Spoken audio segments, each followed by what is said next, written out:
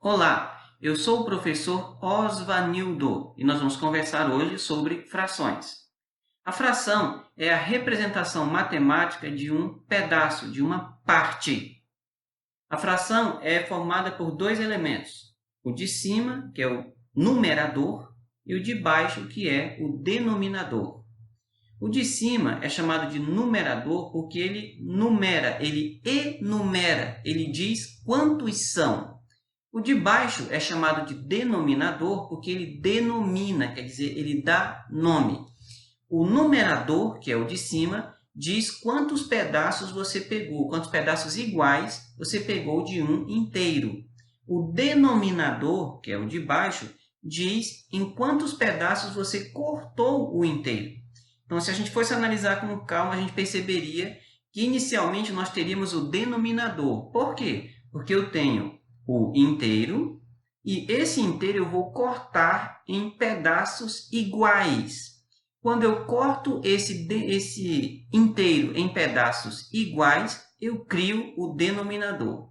Quando eu vou lá com a mãozinha boba e pego alguns pedaços desses pedaços iguais em que eu cortei o inteiro, quando eu pego alguns desses, eu crio então o numerador. Mas, para construir a fração, você primeiro descobre quantos você pegou, quer dizer, você descobre o numerador, e depois você vê quantos tinha no começo, lá no inteiro, que é o denominador. Tudo bem até aí? Maravilha!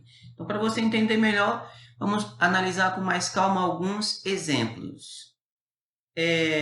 Pensa numa fração como 1 sobre 5. Quer dizer que o inteiro foi cortado em 5 pedaços iguais e você pegou apenas um deles.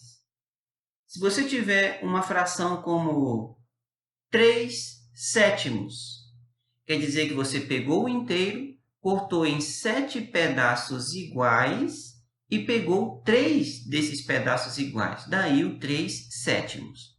Mas aí surge um problema. E se ao invés de 3 sétimos, eu tivesse 7 terços, ou 7 sobre 3? 7 sobre 3 quer dizer, então, que o inteiro foi cortado em apenas 3 pedaços iguais. 7 sobre 3. O de baixo, que é o denominador, indica em quantas partes iguais eu cortei o inteiro. Se eu tenho 7 terços, quer dizer que o inteiro foi cortado em 3 pedaços iguais e eu peguei 7 desses pedaços. Mas como?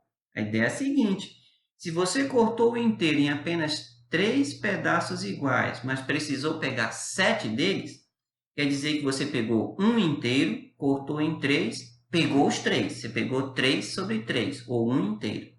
Aí, você tem que chegar em 7, só pegou 3 até agora. Você vai pegar outro inteiro, cortar de novo nos mesmos 3 pedaços iguais aos primeiros. Aí você pega os 3 de novo. Já pegou outros 3 sobre 3. Então, você tinha pego 3 sobre 3, pegou 3. Agora, você pega de novo esses 3, 3 sobre 3, já tem 6. E você vai criar mais um outro inteiro e vai cortar nos mesmos 3 pedaços iguais, mas agora você vai pegar apenas um, que você já tinha pego 3 do primeiro, 3 do segundo inteiro, e agora vai pegar só mais um pedacinho para completar os 7 neste terceiro inteiro.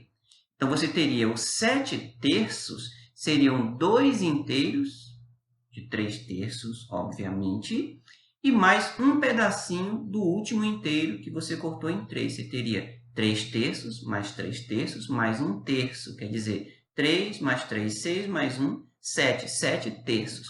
Então, quando você tem o cara de cima, que é o numerador, maior que o cara de baixo, quer dizer que você teve que criar mais do que um inteiro.